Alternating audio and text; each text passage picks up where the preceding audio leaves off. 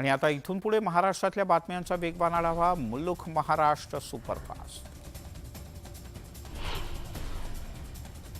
ओबीसींच्या विविध मागण्यांच्या संदर्भात सह्याद्री अतिथीगृहावर एक बैठक पार पडली। ही बैठक सकारात्मक झाल्याची माहिती समोर आली आहे। मराठा समाजाला सरसकट जातीचे दाखले देणार नसल्याचं आश्वासन मुख्यमंत्री एकनाथ शिंदे यांनी ओबीसी समाजाला दिलंय।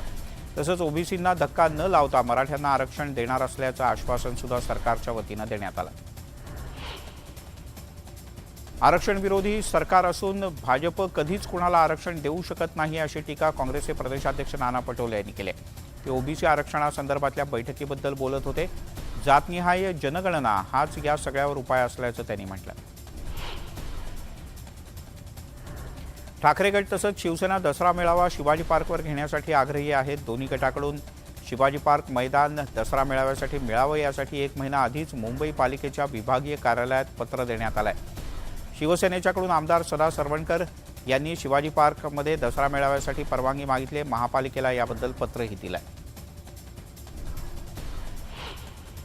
रत्नागिरी सिंधुदुर्गात शिंदे गटाला मोठं भगदाड पडेल असा दावा खासदार विनायक राऊत यांनी केला आहे। किरण सामंत यांच्यासारखे अनेक जण ठाकरे गटात येण्यासाठी सज्ज असल्याचंही त्यांनी नमूद केलं।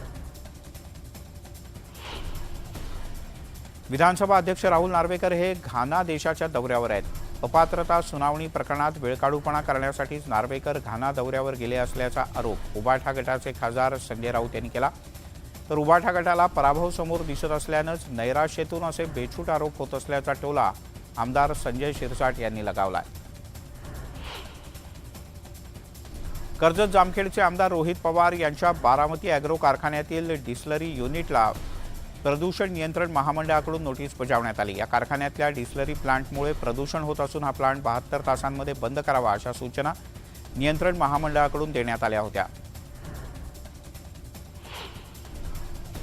राष्ट्रवादी काँग्रेसचे आमदार रोहित पवार यांना महाराष्ट्र प्रदूषण नियंत्रण मंडळानं नोटिसा बजावत बारामती अॅग्रोचे 2 प्लांट बंद करण्याच्या सूचना दिल्या। सूडबुद्धीनं कारवाई झाल्याचा आरोप रोहित पवार यांच्यासह राष्ट्रवादीच्या नेत्यांनी केलाय। मात्र यावर सविस्तर बोलण्यास राष्ट्रवादीचे अध्यक्ष शरद पवार यांनी स्पष्टपणे नकार दिला। कोण शरद पवार त्यांना मी ओळखत नाही असं विधान केंद्रीय मंत्री अजय कुमार मिश्रा यांनी केलंय। साताऱ्यातल्या पत्रकार परिषदेत ते बोलत होते। महायुतीसोबत अजित पवार आले, आता शरद पवारही येणार का असा प्रश्न पत्रकारांनी विचारला होता। भाजप सगळ्यात मोठा पक्ष असून कोणाच्याही येण्यानं भाजपला नुकसान होणार नाही हे पुढील काळात समजेलच असंही त्यांनी नमूद केलं। माजी आमदार रमेश कदम यांनी छगन भुजबळ यांच्यावर काही गंभीर आरोप केले आहेत। छगन भुजबळ जेलमधून शरद पवार यांना ब्लॅकमेल करत होते असा आरोप त्यांनी केलाय। जामीन मिळाला नाही तर मला वेगळा मार्ग स्वीकारावा लागेल असं छगन भुजबळ वारंवार सांगायचे। रमेश कदम आणि छगन भुजबळ काही दिवस जेलमध्ये एकत्र होते। यावेळी त्यांनी जेलमधला अनुभव सांगितला। पत्राचाळीमध्ये मराठी माणसं राहत नव्हती का असा प्रश्न करत नितेश राणे यांनी संजय राऊत यांच्यावर पलटवार केलाय। मुलुंडमधल्या घटनेला भाजप आणि शिंदे जबाबदार असल्याचा आरोप राऊत यांनी केला होता। एका मराठी महिलेला मुंबईत घर नाकारण्यात आल्याचा मुद्दा चांगलाच तापलेला असताना आता भाजपच्या नेत्या पंकजा मुंडे यांनीही आपल्याला सुद्धा असाच अनुभव आल्याचं सांगितलंय। शासकीय बंगला सोडल्यानंतर जेव्हा मुंबईत मी घर शोधायला गेले तेव्हा मला देखील मराठी म्हणून घर नाकारण्यात आलं होतं असा अनुभव पंकजा मुंडे यांनी सांगितला। मराठी म्हणून जागा नाकारल्यानंतर या तरुणीनं जो व्हिडिओ टाकलाय तो संतापजनक असल्याचंही पंकजा मुंडे यांनी म्हटलंय। मुंबईमध्ये मराठी माणसाला घर देण्यापासून डावलल्यानं या संदर्भात नियम करण्याचीच आवश्यकता आहे। असे नियम करावीत की जेणेकरून घर डावलता येणार नाही अशी भूमिका नीलम गोरे यांनी मांडली आहे। हार्बर रेल्वेवर प्रवाशांचा मोठा खोळंबा झाला। अप आणि डाऊन मार्गावरच्या लोकल 20 ते 25 मिनिटांपेक्षा जास्त काळ उशिरानं धावत होत्या। पनवेल स्टेशनवर प्रवाशांची प्रचंड गर्दी झाली होती।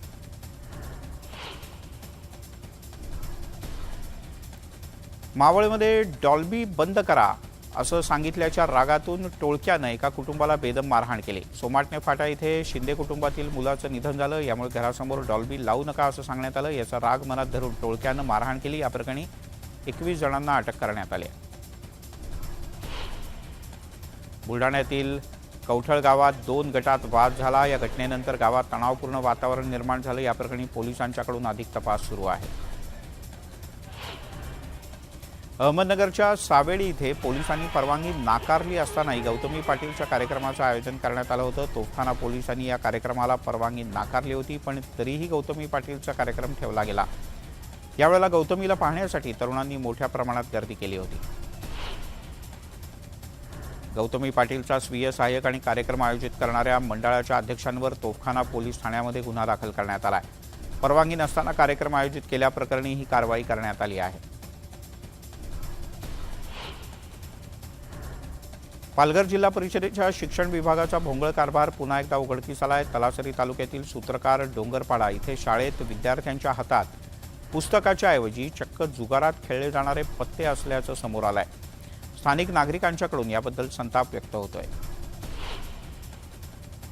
इंदापुरात माळेगाव सहकारी साखर कारखान्याच्या सर्वसाधारण सभेत मोठा गदारोळ झाला। संचालक रंजन तावरे यांनी कार्यकारी संचालकांना अर्वाच्य शिवीगाळ केल्याचा आरोप करण्यात आला। यावरून सभेतलं वातावरण चिघळलं। दौंडमध्ये भीमा सहकारी साखर कारखान्याच्या वार्षिक सर्वसाधारण सभेच्या वेळेला वातावरण तापलं होतं। राहुल कुल यांच्या अध्यक्षतेखाली सर्वसाधारण सभा झाली। दुसरीकडे वार्षिक अहवालात संस्थापक अध्यक्ष मधुकरराव शितोळे यांचा फोटो न छापल्यानं कारखान्याच्या गेटवर अनेकांनी ठिय्या आंदोलन केलं।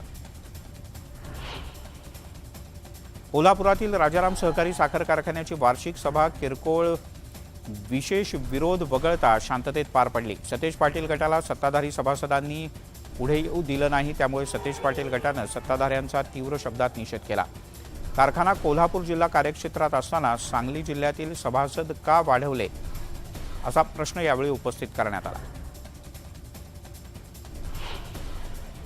अकोला विद्यापीठात कृषी विद्यापीठाच्याकडून शिवार फेरीचं आयोजन करण्यात आलं होतं। केंद्रीय मंत्री नितीन गडकरी, कृषी मंत्री धनंजय मुंडे या कार्यक्रमाला उपस्थित होते। शेतीतील नवनवीन तंत्रज्ञानाची माहिती देण्यासाठी या उपक्रमाचं आयोजन करण्यात आलं होतं।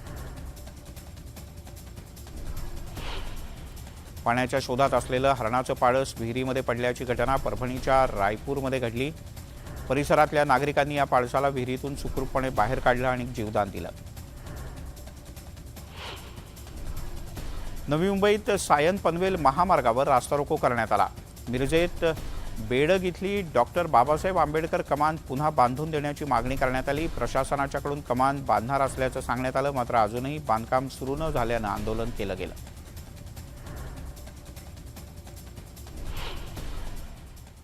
थेट जाऊयात मुख्यमंत्री एकनाथ शिंदे बोलतात।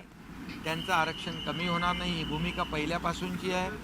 जेव्हा अगोदर देवेंद्र फडणवीसजी मुख्यमंत्री होते त्याही वेळेस मराठा समाजाला आरक्षण दिलं, त्यावेळेस देखील ओबीसी समाजाच्या मनामध्ये अशा प्रकारची भीती होती, शंका होत्या, परंतु त्याही वेळेस आम्ही सरकारची भूमिका जाहीर केली होती। मराठा समाजाला आरक्षण देताना इतर समाजाचं आरक्षण कमी होणार नाही।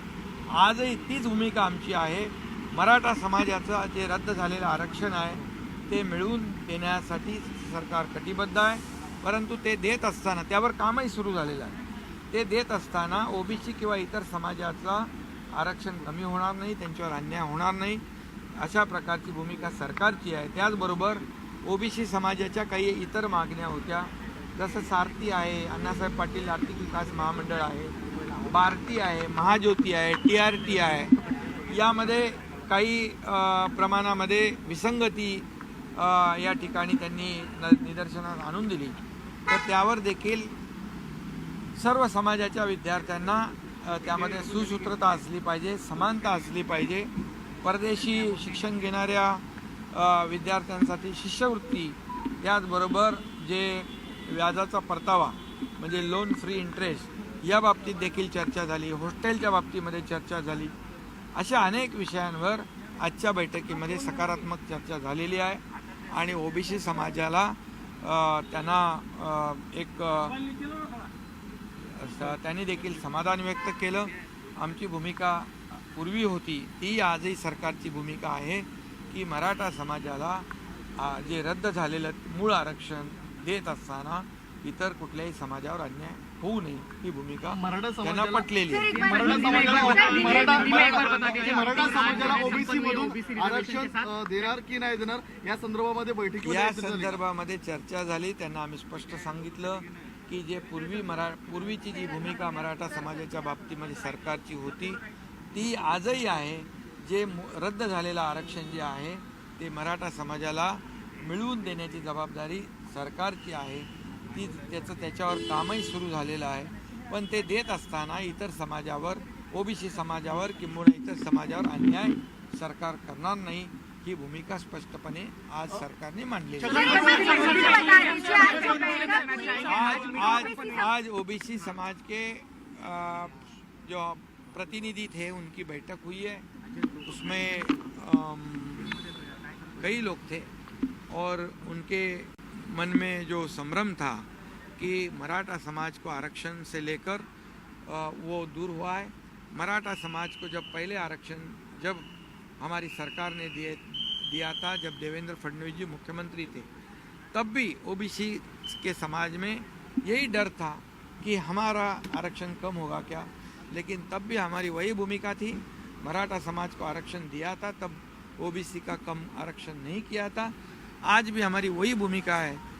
मराठा समाज का जो रद्द हुआ आरक्षण है उसे फिर से दिलाने का काम सरकार की जिम्मेदारी है. और ये देते वक्त ओबीसी समाज या अन्य समाज के ऊपर कोई भी अन्याय नहीं होगा.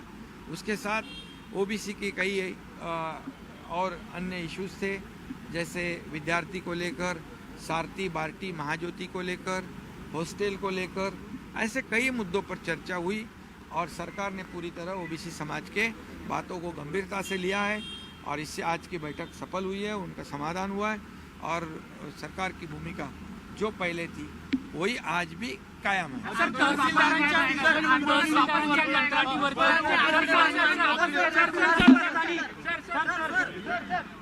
मुख्यमंत्री एकनाथ शिंदे यांनी स्पष्ट केलं की ओबीसी समाजाचं आरक्षण त्यांना दिलं जाईल. अन्य कुठल्याही वर्गाच्या आरक्षणात अडचण निर्माण होणार नाही याची काळजी सरकार घेईल, असंही मुख्यमंत्री एकनाथ शिंदे यांनी सांगितलं. आजच्या बैठकीनंतर ओबीसी समाजाचं समाधान झालंय. त्यांच्या आरक्षणाला धक्का न लावता मराठा समाजाला आरक्षण देऊ यासाठी सरकार कटिबद्ध आहे. यापूर्वी जी राज्य सरकारची भूमिका होती तीच यापुढेही कायम राहील, असंही मुख्यमंत्री एकनाथ शिंदे यांनी स्पष्ट केलं.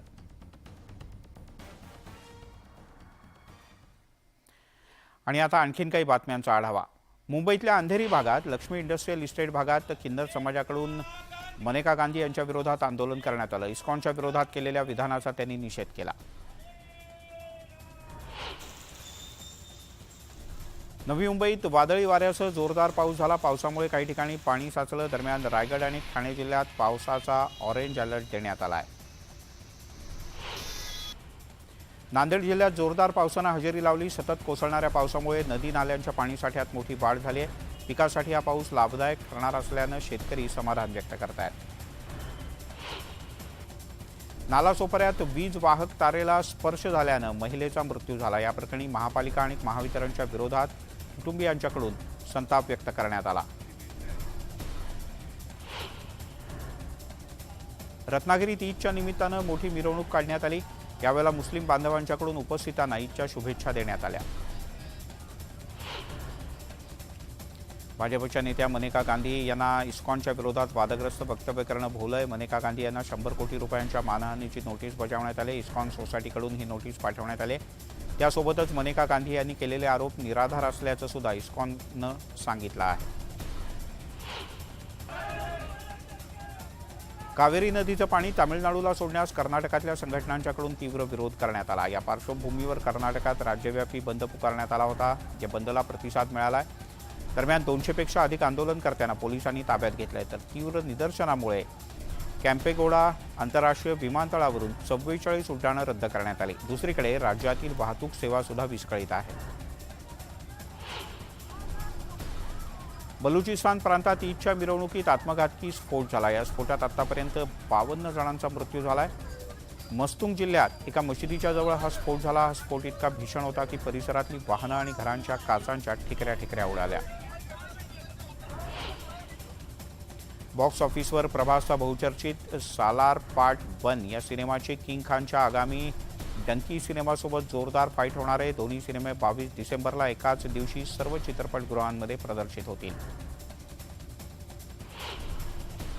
2014 मध्ये प्रदर्शित झालेल्या यारिया या सिनेमाचा सिक्वेल म्हणजेच यारिया 2 सिनेमा येत्या 20 ऑक्टोबरला रिलीज होतोय. नुकत्याच या सिनेमाचा ट्रेलर प्रदर्शित करण्यात आला. 2 दिवसात या ट्रेलरला लाखो लाईक्स मिळाले आहेत. दिव्या खोसला, यश दासगुप्ता आणि मिझान जाफरी या सिनेमात प्रमुख भूमिका साकारणार आहेत. बॉलिवूडचे शहनशाह बिग बी अमिताभ बच्चन, टायगर श्रॉफ यांचा आगामी गणपती सिनेमाचा ट्रेलर लॉन्च झाला आहे. काही तासात ट्रेलरला 1.5 लाख मिलियन व्ह्यूज मिळाले आहेत. 20 ऑक्टोबरला हा सिनेमा चित्रपटगृहात प्रदर्शित होईल. यामध्ये कृती सेनन सुद्धा मुख्य भूमिकेत आहे. सुपरस्टार रणबीर कपूरचा बहुचर्चित ॲनिमल सिनेमा लवकर चाहत्यांच्या भेटीला येणार आहे. सिनेमात रणबीरसह रश्मिका मंदाना, अनिल कपूर, बॉबी देओल हे मुख्य भूमिकेत असतील. मोठी स्टारकास्ट असलेल्या या सिनेमाची सध्या सोशल मीडियात मोठी चर्चा आहे.